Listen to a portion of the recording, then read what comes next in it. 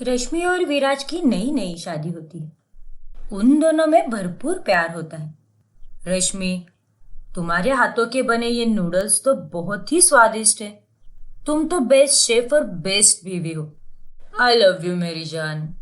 Oh, I love you to विराज। एक दिन उनके पड़ोस में मालिनी नाम की एक विधवा औरत अपने छोटे बेटे पिंकू के साथ रहने आती है। एक सुबह मालिनी रश्मि और विराज के घर की घंटी बजाती है। तभी विराज दरवाजा खोलता है। विराज को देखते ही मालिनी उसकी ओर आकर्षित हो जाती है। जी आप कौन? नमस्ते, मेरा नाम मालिनी है। मैं यही आपके पड़ोस में रहने आई हूँ। दरअसल मैंने राशन अभी तक भरा नहीं है, इसीलिए क्या आप मुझे थोड़ी चीनी दे सकते हैं? मेरे छोटे बेटे पिंकू को मुझे नाश्ता बना कर देना है। मेरी बीवी तो अभी तक बाजार से वापस नहीं आई। कोई बात नहीं, मैं ही आपको शक्कर दे देता हूँ। फिर विराज मालिनी को थोड़ी सी चीनी ला कर देता है। मालिनी अपनी नजरें विराज से हटा ही नहीं पा रही थी। मालिनी घर जाकर रात में खिड़की से विराज और रश्मि के घर पर झांक कर देखने लगती है। ओ माय गॉड, कितना हैंडसम है ये। अपनी बीवी से बहुत प्यार भी करता है। देखो तो कैसे एक दूसरे को खाना खिला रहे हैं। अब धीरे धीरे मालिनी विराज के घर पर किसी न किसी तरह की मदद मांगने ही आती रहती है। रश्मि, क्या तुम मेरी मदद करोगी? हाँ बोलो ना मालिनी, अब तो तुम हमारी पड़ोसन हो। अगर पड़ोसी ही एक दूसरे के काम नहीं आए तो कौन आएगा भला? हाँ रश्मि, ये बात तो तुमने बिल्कुल सही कही। वो मेरे बेटे पिंकू को गणित में कुछ समस्याएं हल करने में परेशानी हो रही है। मैं तो ठहरी अनपढ़, मुझे तो कुछ नहीं आता। लेकिन क्या तुम उनकी समस्याओं को हल करने में मदद करोगी? अरे क्यों नहीं करूंगी, जरूर करूंगी। धन्यवाद रश्मि, मैं अभी पिंकू को लाती हूँ। फिर मालिनी पिंकू को रश्मि के पास लाती है और फिर रश्मि पिंकू को कमरे में लेकर पढ़ाती है और विराज और मालिनी बाहर हॉल में ही बैठ जाते हैं। मालिनी जी, आपके पति को गुजरे हुए कितने साल हो गए? करीब 4-5 साल तो हो ही गए। ओह, आई एम सॉरी। कोई बात नहीं विराज जी। तो फिर आपने वापस शादी करने का फैसला क्यों नहीं लिया? अब आपसे क्या छुपाना विराज जी, मुझे आपके जैसा फिट, हैंडसम और समझदार आदमी कभी मिला ही नहीं। अच्छा जी। एक दिन मालिनी के घर की लाइट अचानक से चली जाती है। तभी वो विराज के घर आती है और उससे कहती है, विराज जी, आपके घर की लाइट तो चल रही है, फिर मेरे घर की लाइट क्यों चली गई? चिंता मत कीजिए मालिनी जी, शायद स्विच बोर्ड में कुछ गड़बड़ हो गई होगी। एक काम करते हैं, मैं आपके साथ चलता हूँ। ठीक है, कोई प्रॉब्लम नहीं।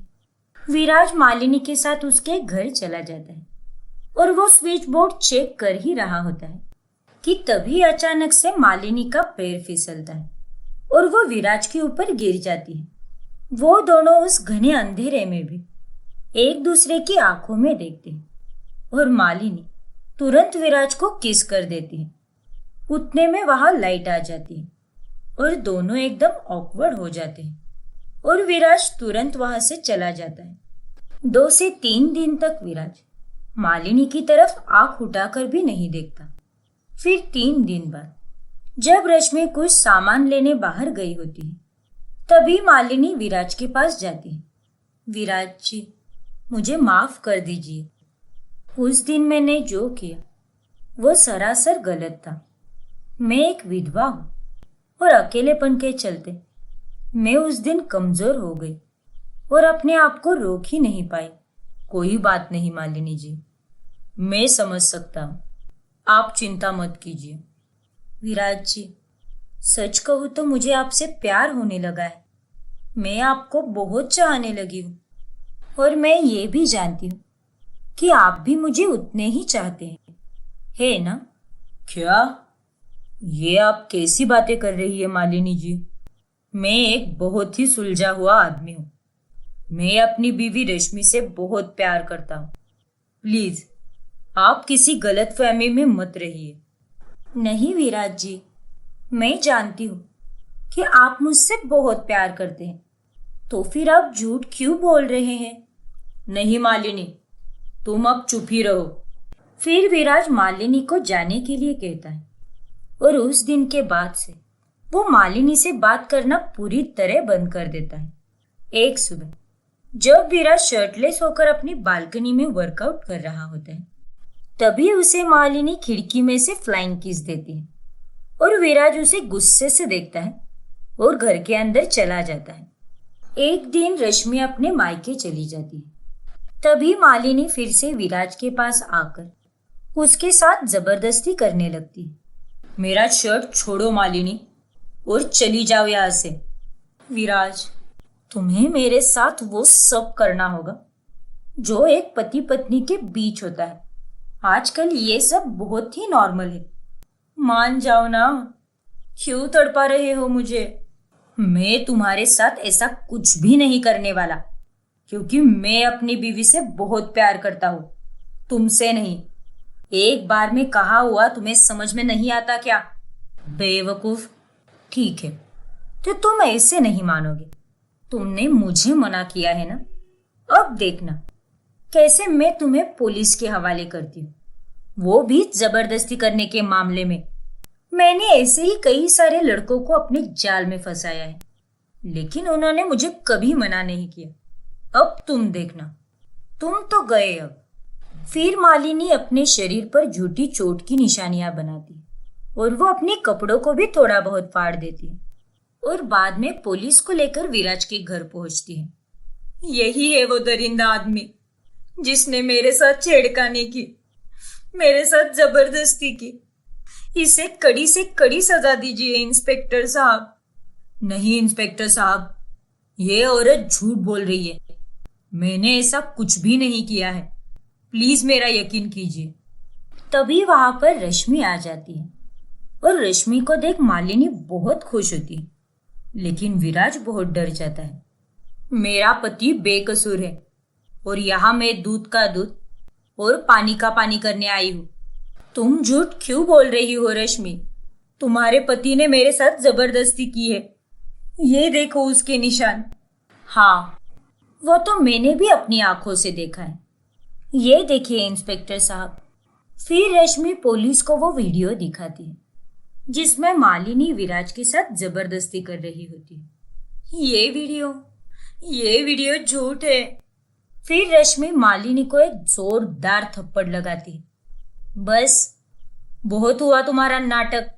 मैंने तो तुझे उसी दिन विराज को अपने प्यार का इजहार करते हुए देख लिया था, लेकिन तब भी मेरे विराज ने तुझे मना कर दिया था और वो तुझसे दूर रहने लगा। और मैं ये अच्छे से जानती थी कि तेरा पर्दाफाश करने के लिए मुझे घर के बाहर जाने का नाटक करना ही पड़ेगा, क्योंकि तभी तू आकर विराज को परेशान करेगी। और इसीलिए मैंने ये सारा नाटक रचाया। और मैं ये बात अच्छे से जानती थी कि अगर मैं पुलिस के पास भी जाऊं तो हमारी बात का कोई यकीन नहीं करेगा। इसीलिए तुझे फंसाने के लिए मुझे ये नाटक करना पड़ा। इंस्पेक्टर साहब, इससे पहले कि ये औरत मुझ जैसे और आदमियों को परेशान करे, इससे गिरफ्तार कर लो। विराज, मालिनी के गुनाहों की सजा बेचारा पिंकू क्यों सहे? इसीलिए मैंने ये फैसला लिया है कि हम अब पिंकू को अपने पास ही रखेंगे और उसकी अच्छे से देखभाल करेंगे। हाँ रश्मि, ये तुमने बिल्कुल सही कहा। और फिर विराज और रश्मि कानूनी तौर पर पिंकू को अडॉप्ट कर लेते हैं। अक्षरा एक गरीब घराने की लड़की होती है। वो रूप रंग से बहुत सुंदर थी। उसका रंग दूध के समान सफ़ेद था। उसके परिवार में उसकी माँ मंजरी, पिता अशोक लाल और दादी इंदु थे। अक्षरा का हमेशा से ही एक ही सपना था कि वो एक दिन कलेक्टर बने। वो पढ़ाई में हमेशा अव्वल नंबर से पास होती थी, लेकिन कभी कोई उसकी खूबियों की तारीफ नहीं करता था। सभी तो सिर्फ उसकी खूबसूरती की ही तारीफ किया करते थे। माँ, ये देखो मेरा रिजल्ट। मैं इस बार भी पूरे कॉलेज में फर्स्ट आई हूँ। अरे वाह अक्षु बिटिया, तूने तो कमाल ही कर दिखाया। लेकिन बिटिया, ये सब कुछ काम का नहीं है, क्योंकि तुझे तो शादी करके घर गृहस्थी भी तो संभालनी है ना। तो शादी के बाद ये सब नंबरों का क्या काम। और नहीं तो क्या। अक्षु बिटिया, चल जल्दी से तैयार हो जा। वो का है कि तोहरा को देखने वास्ते आज लड़का वाले आने वाले हैं। मंजरी बहू, जल्दी जल्दी सारा नाश्ता तैयार कर लो। और अशोक बिटवा, वो ब्रिजवासी के यहाँ से मिठाइयाँ ले आना, रस मलाई लाना, मुझे बहुत पसंद है। वो का है ना, लड़के वाले भी बहुत अमीर है, इसीलिए। ये क्या बात हुई अम्मा? मैं इतनी जल्दी शादी नहीं करना चाहती। मुझे एक कलेक्टर बनना है। मुझे अपने सपने को पूरा करना है माँ। ये क्या आप लोग भी मेरे शादी के पीछे पड़ गए? अरे तो कर लेना अपना सपने को पूरा, तनिक सगाई तो कर ले। नहीं अम्मा, मैं इतनी जल्दी शादी नहीं करना चाहती। मैं बस अपने सपने को पूरा करना चाहती हूँ और अपने करियर पर फोकस करना चाहती हूँ। मैं चाहती हूँ कि लोग मुझे मेरे काम से पहचानें, ना कि मेरे चेहरे को देखकर। मुझे अभी शादी नहीं करनी माँ। अक्षरा अपनी जिद पर ही अड़ी रहती है और उसके घर वालों को ना चाहते हुए भी उन लड़की वालों को आने से मना करना पड़ता है। फिर एक दिन वो एक कैफ़े में अपने दोस्तों के साथ जाती है। तभी, ओफो शीना, तू क्यों ले आई मुझे यहाँ? मुझे घर जाकर ऑनलाइन लेक्चर्स देखने हैं। यूपीएससी के एग्ज़ाम के लिए बहुत ही कम समय बचा है यार। अरे यार अक्षरा, तू भी ना, सच में चिल मार यार। आज रोशन का बर्थडे है, कभी तो एंजॉय कर। लेकिन ये बर्थडे बॉय है कहाँ पे? बस वो आता ही होगा। अक्षरा की किस्मत उस दिन पूरी तरह बदलने वाली थी। उस कैफ़े का मालिक राघव मल्होत्रा जब अक्षरा को देखता है तभी उसे अक्षरा से प्यार हो जाता है। जब अक्षरा वॉशरूम जाने के लिए लिफ्ट में जाती है तभी वो अपने आदमी से कहता है, देखो अभी मैं लिफ्ट में जा रहा हूँ, तो तुम लाइट का मेन स्विच बंद कर देना। ठीक है सर। फिर राघव भी उसी लिफ्ट में चला जाता है और लाइट्स ऑफ हो जाने के कारण लिफ्ट रुक जाती है। ओह नो, इस लाइट को भी अभी ही जाना था। अब मैं क्या करूं? अगर घर पे टाइम से नहीं पहुंची तो माँ, पापा, अम्मा सब खामखा परेशान हो जाएंगे। मुझे तो बहुत घबराहट हो रही है। हे भगवान, अब मैं यहाँ से कैसे निकलूं? देखिए, आप घबराइए मत। मैं इस कैफ़े का मालिक हूँ। मैं अभी सब ठीक कर देता हूँ। इतना कहकर राघव अपना फ़ोन निकालता है। ओह गॉड, ये नेटवर्क भी नहीं आ रहा। कोई बात नहीं, आप चिंता मत कीजिए। राघव और अक्षरा लिफ्ट में ढेर सारी बातें करते हैं और वो दोनों एक दूसरे का नंबर भी शेयर करते हैं। इस तरह वो दोनों अब रोज़ाना बातें करने लगते हैं और राघव पूरी तरह से अक्षरा का विश्वास जीत लेता है।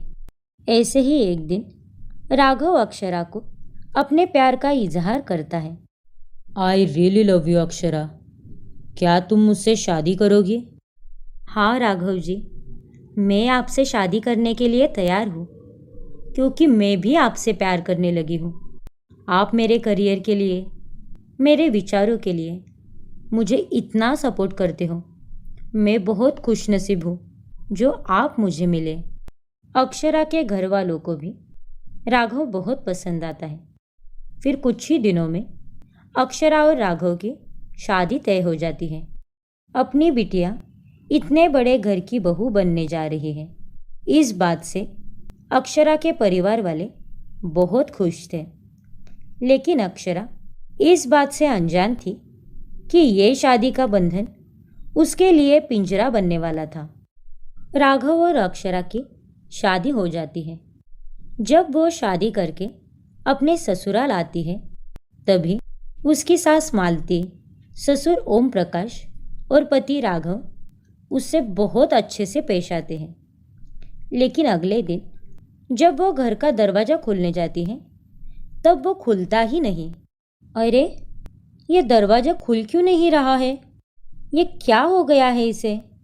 रामू काका, ये क्या हो गया है दरवाजे को? रामू काका। अरे, मैं तो भूल ही गई, रामू काका तो आज आए ही नहीं। अब मैं क्या करूं? मुझे बाहर जाकर वॉक करना है, उसके बाद कॉलेज भी तो जाना है। ये क्या जलने की बू आ रही है? कहाँ से आ रही है ये?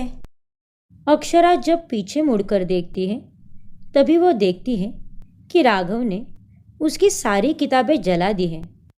ये क्या? राघव जी, ये आप क्या कर रहे हैं? मेरी किताबें आपने क्यों जला दी? क्योंकि आप अब मेरी बीवी और इस घर की बहू हो। किताबें इसीलिए जलाई क्योंकि अब आपको पढ़ने की कोई ज़रूरत नहीं है। अरे, आपका पति तो टाउन का सबसे बड़ा बिजनेस टाइकून है, तो आपको पढ़ने की क्या ज़रूरत है? और रही बात दरवाज़ा बंद करने की, तो अक्षरा, आपकी खूबसूरती मेरे लिए बहुत मायने रखती है और मैं नहीं चाहता कि आपकी खूबसूरती यूँ बाहर की धूल मिट्टी से खराब हो जाए। खूबसूरती को कैद करके रखना चाहिए, वरना उस पर दाग लग जाएगा। तो आप भी बाकी लोगों जैसे ही निकले, झूठे, मक्कार और फरेबी। मैंने आप पर इतना आँख बंद करके भरोसा किया और आपने मुझे उसके बदले में क्या दिया? धोखा। आप मेरी खूबसूरती से प्यार करते हो, मुझसे नहीं। अक्षरा, आपको जो समझना है समझिए, लेकिन मैं आपकी हर पल हिफाजत करता ही रहूँगा, क्योंकि मैं आपको पागलों जैसा प्यार करता हूँ। माँ, दाई माँ, अक्षरा को कमरे में ले जाइए और इनके कमरे के दरवाजे और खिड़कियाँ भी बंद कर दीजिए, लेकिन अंदर इन्हें जो भी चाहिए वो दीजिए, कोई कमी नहीं रहनी चाहिए। ठीक है बेटा। नहीं राघव जी, ऐसा मत कीजिए, प्लीज़ राघव जी। अक्षरा के लाख समझाने पर भी उसे कैद किया जाता है और वो 4 दीवारों में बंद हो जाती है। ये मैं कहाँ आ गई भगवान जी? मुझे बंद नहीं रहना है, मुझे बाहर निकलना है, अपने सपनों को पूरा करना है। क्यों मेरी खूबसूरती मेरे लिए एक श्राप है भगवान जी? मुझे इस पिंजरे से बाहर निकालिए, मुझे आज़ाद कीजिए भगवान जी। अब आगे अक्षरा के साथ क्या होगा? क्या वो राघव के पिंजरे से बाहर निकल पाएगी? जानने के लिए हमारा अगला एपिसोड देखना ना भूलें। और अगर आपने हमारा चैनल अभी तक सब्सक्राइब नहीं किया है, तो अभी सब्सक्राइब कीजिए और बेल आइकन दबाना ना भूलें।